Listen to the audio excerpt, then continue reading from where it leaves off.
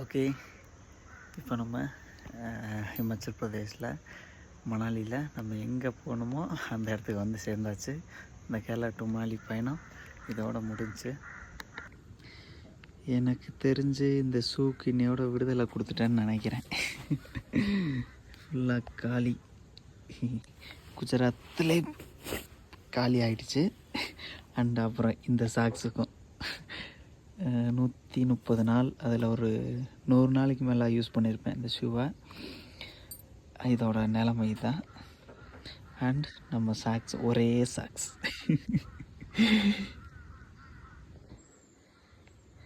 இந்த காலோட சாக்ஸ் இன்னும் மோசம்.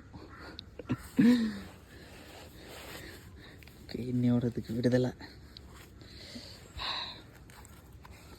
இதுவும் அதே நிலைமை தான். அதாவது திருப்பி இந்த இன்னொரு ஷூ என்கிட்ட இருக்குது. பட்டு அது இந்த பக்கம் கொஞ்சம் ஏன் இங்கே வந்திருக்கேன்னா, இங்கே ஒரு 1 வீக் கோர்ஸ் ஒன்று படிக்க போகிறேன். அதனால் அதுக்கு தேவை.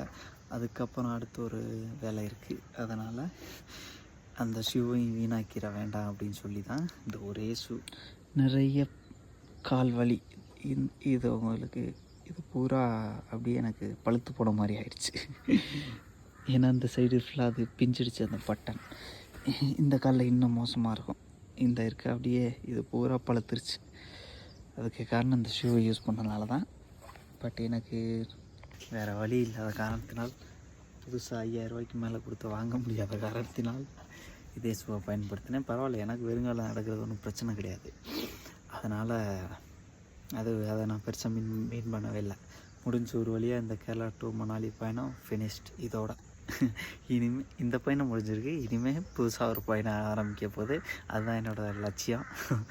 இது வந்து அது வேறு வழி இல்லாமல் பண்ணேன். ஓகே, இங்கே தான் ஒரு 1 வீக்குக்கு மேலே இங்கே தான் இருக்கணும். இங்கே தங்கிட்டு நேராக அப்படியே நம்ம அடுத்த இடத்துக்கு போகிறோம். ஓகே.